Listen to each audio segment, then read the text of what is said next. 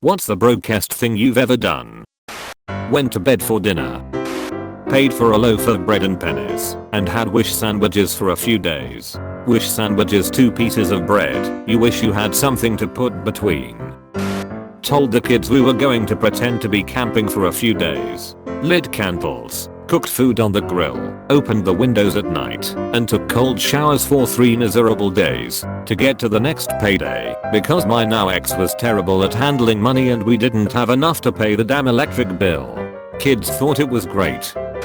My mum, single mom of 3 kids, and us were having sleep parties where we all gathered in the living room with blankets and pillows. We watched TV and stayed up till midnight. We had to go to bed at 8 PM usually. It was so much friggin' fun. Years later I realized that our house was just too old to heat. My mum could not afford to refill the tank for our heating, and 4 people in one closed room stay warm enough with blankets.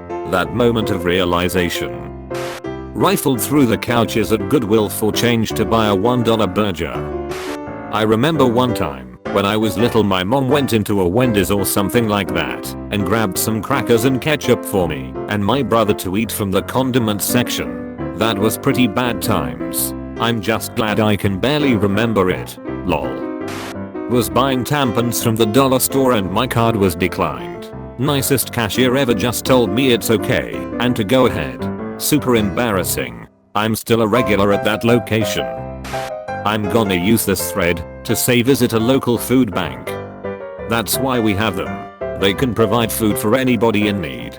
Just please donate when you can. My husband and I have been in a pretty tough spot recently, and I looked into food banks. All of the ones near me require income proof. It doesn't seem to matter that our income just barely covers the bills and debt payments we need to make. I have a disability, but I'm not on disability yet because I don't have health insurance and you need a doctor who knows your condition and can verify the need for assistance. I've looked into cheaper clinics for poor people, but I don't qualify for the ones nearby. There is one I would qualify for, but I live a few miles away in the wrong county. There are still plenty of holes in our social programs. When I was a child, I had not discovered my mother was an alcoholic, drug addicted whore, and that is why we were so poor.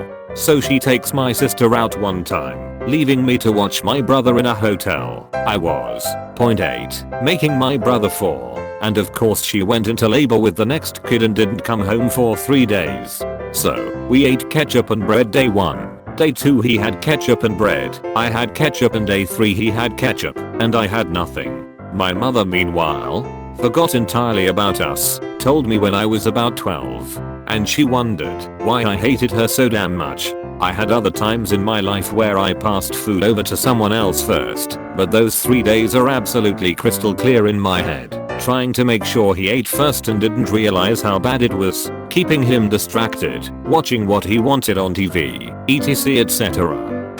My stepkids asked the other night why I wasn't eating dinner. They're young, but they know that I'm out of a job, so money is going to be tight for a little while.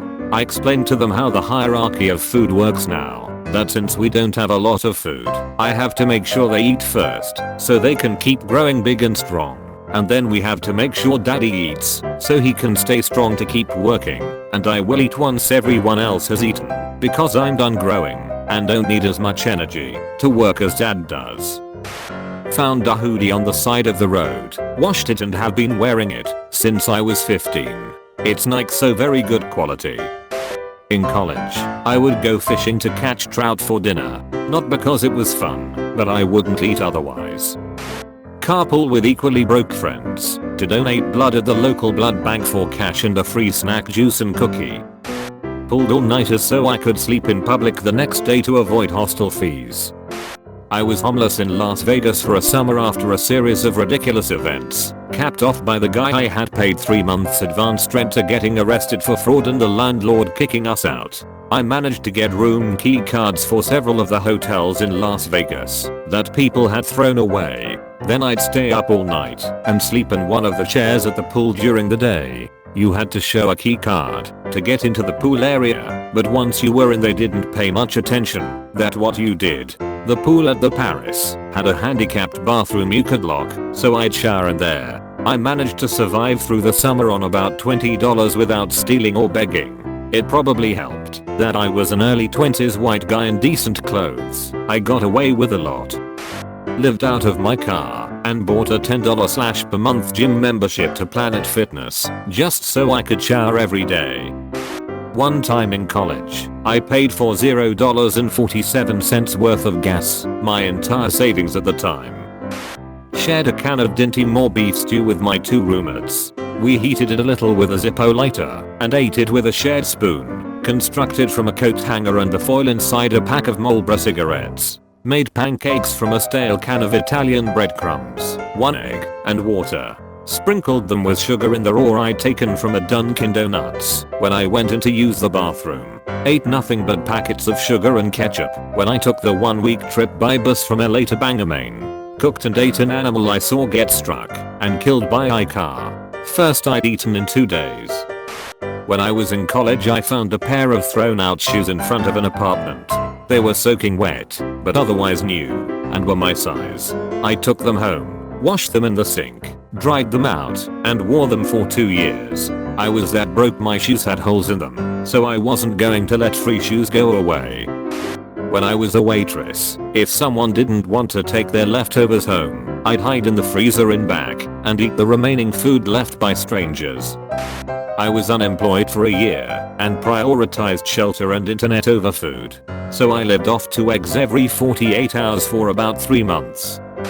Drove a town over to my mom's for a home cooked meal in hopes she would give me 24 gas for the ride back because the gas light was on. Sold plasma twice weekly to pay for food. Got my student ID renewed a month after I was kicked out of school because it doubled as a free bus pass. I still can't believe that worked popcorn was an integral part of my diet at the time because it was dirt cheap. Summer 2011 was rough, but now I'm much better off. In college I used to take a packet of ramen and crunch or into little pieces and pour it into a bowl and cover it in Taco Bell mild sauce and eat it like cereal. I called it bachelor chow. I ate a $1 can of cold chunky soup with a plastic spoon while sitting in my car in the Walmart parking lot in midwinter in the dark, crying because I was poor and new to the area and had no friends. That was a Christmas Eve to remember. I went out on a date because I hadn't eaten in 3 days and I was so hungry. I tried to order off the cheap list and be the best date ever. I'm still ashamed almost 10 years later. Hunger will make you do things you never imagined you'd do. I felt really dirty afterwards and never did it again. Husband donated plasma twice a week. I'm ineligible. We ate a lot of rice, got some dried beans when we could afford to, and we learned how to do urban foraging.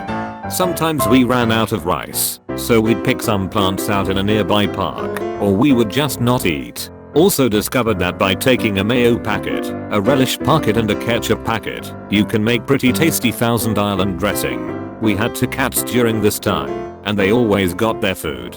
It wasn't their fault that 2008 punched us in the face. A decade on, and we are still trying to get solidly back on our feet, but doing well enough to have decent food every day and not have a meltdown when rent is due. Cats are doing well too, just very old. Restaurants typically have huge trash bags that take a long time to fill up. This means that dumpster diving is almost guaranteed to be disgusting.